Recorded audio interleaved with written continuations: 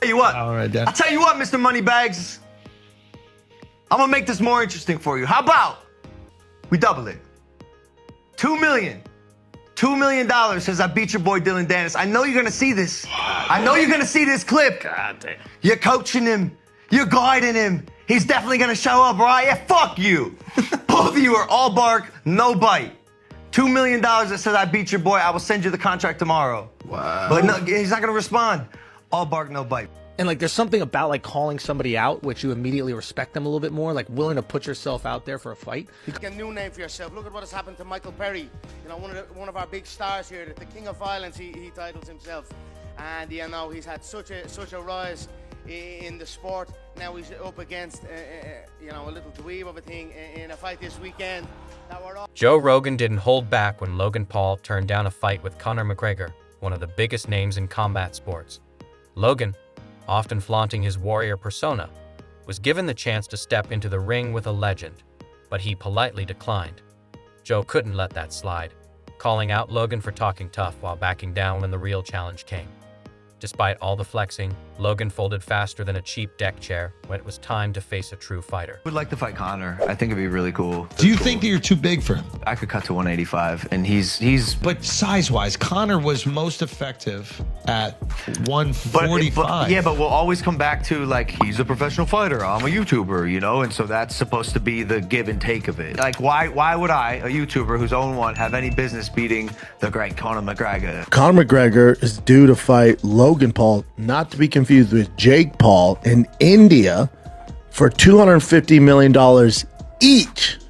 $250 million is more than Tyson and Usyk combined. Not even close. For just Conor will make more than Usyk and Fury made combined. Jake Paul, Conor McGregor. Is that fight happening or what? Probably not, no. Are you closed off to it completely? I'm never completely closed off to anything. I used to say that about, you know, things, but I don't say that anymore. Smart. Because you never know. You never know. Let's not pretend this was just another fight. It was Conor McGregor, the trash-talking Irishman. This match could have shattered pay-per-view records, boosted Logan's credibility, and proven his fighting skills. Instead, Logan chose to duck the fight, cementing his legacy as someone who avoids real challenges but never shies away from drama. Concern too is if Conor doesn't take this serious, and like kind of moseys in, he's partying, you know, I think you get fucked up. That's what's interesting to me. Now, if it's prime Conor, Logan might get pieced up. One point, you gotta get it to Paul brothers. One fought Mike Tyson, the other's fighting Conor McGregor. No matter how you feel about it. The right to fight Logan Paul, and Dana hates the Pauls. You know how Dana holds grudges. We know how he holds grudges. For him to be in cahoots with the Paul brothers in any facet. Joe Rogan didn't hold back in calling out Logan Paul's absurd decision, laughing at how the YouTube star turned WWE performer crafted an even more ridiculous storyline than his matches. With pure sarcasm, Joe pointed out that only Logan could turn down the fight of a lifetime against one of the greatest UFC fighters in a legendary venue like Mumbai's Wankhede Stadium. Rogan joked that Logan must be far too busy perfecting his teddy bear wrestling skills in WWE to take on a real challenge. Logan's very busy. I would assume that he probably didn't come up with this on his own. I would assume that someone probably came to him with this project. This is just total assumption, guessing on my part. So we have text messages from behind the scenes. A lot of people, the people who were responsible for it say Logan kind of spearheaded the idea. And he says he spearheaded the idea. So it was his idea. Logan Paul's reputation as a fighter has always been questionable, to put it lightly. His impressive record includes a split decision loss to KSI and a disqualification win over Dylan Dennis. Hardly a resume to boast about. Joe Rogan didn't hold back, tearing apart the Dennis debacle by calling it more of a circus act than an actual boxing match. According to Rogan, Dennis threw fewer punches in 6 rounds than most people throw at a punching bag during warm-ups. Logan's big win came only because Dennis tried to choke him mid-fight.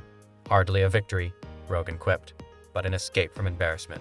Conor McGregor and Logan Paul are featured as part of the historic Visit India tourism campaign, so it's government funded, yeah? It's a clash in Mumbai, iconic stadium. The two will be rewarded for their efforts, with McGregor set to walk away with $250 million. That's more than to fight Floyd. Let's return to Conor McGregor. Love him or hate him, McGregor brings a level of star power and credibility that few can match. Sure, he hasn't fought since 2021, and his record isn't perfect.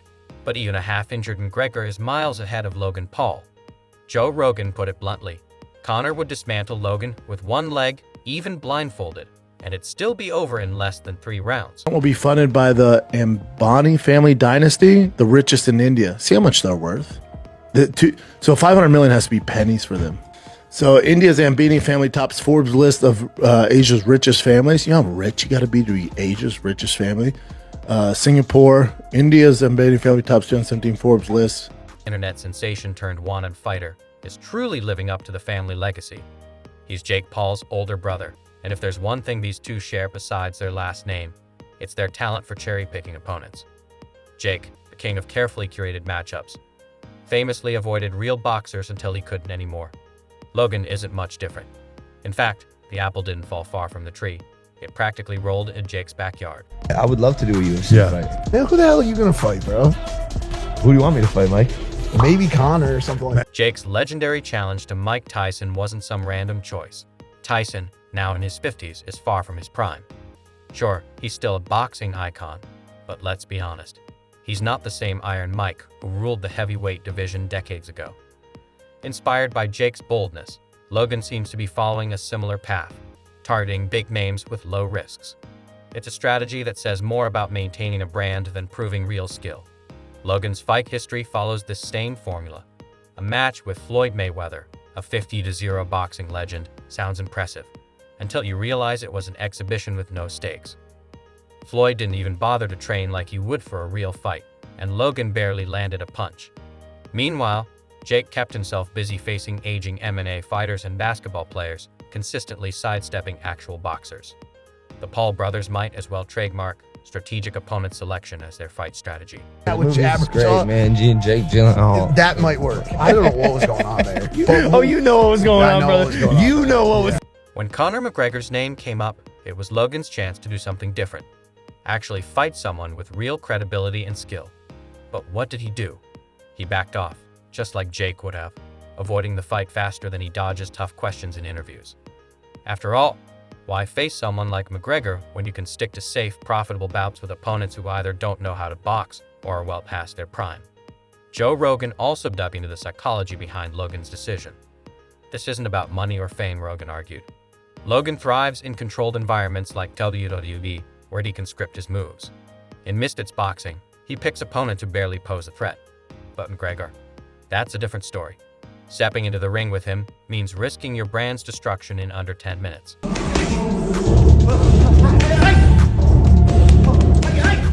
And that's really the crux of it. Logan Paul isn't a fighter, he's a showman. His entire career revolves around creating spectacles, not proving himself. Joe Rogan summed it up perfectly. Logan doesn't want to be a fighter. He wants to look like one. There's a big difference. Fighters take risks, even when the odds are stacked against them. Showmen pick their spots and hope no one notices the strings pulling the show along. The Mumbai angle only added another layer of absurdity. The fight was supposed to be part of India's Visit India tourism campaign, and Rogan couldn't resist mocking the idea. Imagine flying halfway across the world to watch Logan Paul get knocked out in front of 30,000 screaming fans. Joe joked, "That's not a tourism campaign. That's a live-action meme." But Rogan didn't stop there. He took aim at the broader trend of influencer boxing, calling it a sideshow masquerading as a sport. According to Joe, Logan Paul is the poster child for this phenomenon. "We've gone from gladiators fighting for honor to influencers playing dress-up in the ring," Rogan said, his frustration palpable. "It's like turning the Olympics into a TikTok dance-off." Now, if it's prime Conor, Logan might get pieced up. One point, you gotta get it to Paul brothers. One fought Mike Tyson, the other's fighting Conor McGregor. I don't know how you feel about it. Logan Paul's entire persona is built on marketing and theatrics. Joe Rogan pointed out that Logan's rejection of the McGregor fight isn't just a missed opportunity. It's a clear admission that he's not ready for the big leagues. Logan talks a big game, but when it's time to back it up, he's nowhere to be found. He's like a wrestler who runs out of the ring the moment the bell rings, Rogan said. Despite this, Logan somehow keeps winning, not in the ring, but in a court of public opinion. Rogan acknowledged that Logan's decision to duck McGregor might actually work in his favor. Logan has a knack for spinning anything into a narrative. They'll probably claim McGregor's not worth his time or some similar excuse, and his fans will eat it up like You gospel. guys see the Logan Paul Conor McGregor shit? Who wins in that fight? I think Logan Paul. I mean, we haven't seen Conor fight in a while. I feel like Logan Paul at his size, when he fought Floyd too, that was years ago. He's like been training, he's in an insane shape. Man, I wish Conor wasn't doing these types of... Joe Rogan wrapped up his rant with a question that cuts to the heart of the issue. At what point do we stop pretending Logan Paul is a real fighter? He's a marketer, a showman, a walking billboard, but a fighter, not even close. Logan's connection to Jake makes everything crystal clear. This isn't about fighting, it's about spectacle. The Paul brothers have turned the fight game into a circus act, where the goal isn't to win respect, but to rack up paychecks and grab headlines. So, what can we expect from Logan? More of the same. Whether it's exhibitions or cherry-picked matchups, he's sticking to the family script. Don't expect real fights, just more marketing. Logan Paul rejecting a fight with Conor McGregor isn't just a missed opportunity. It's a loud and clear message. Logan doesn't want to prove himself in the ring. He wants to stay in his carefully curated bubble. While this strategy may protect his brand, it also exposes the reality. Logan is more interested in controlling his narrative than stepping up to real challenges. As Joe Rogan put it, if Logan ever decides to stop playing it safe and actually fight, let me know. Until then, I'll stick to watching real fighters. So, what do you think? Is Logan Paul too scared to face a real fighter, or is he just too busy starring in his own circus? Drop your thoughts in the comments below, and let's see if anyone can come up with an excuse more ridiculous than Logan's.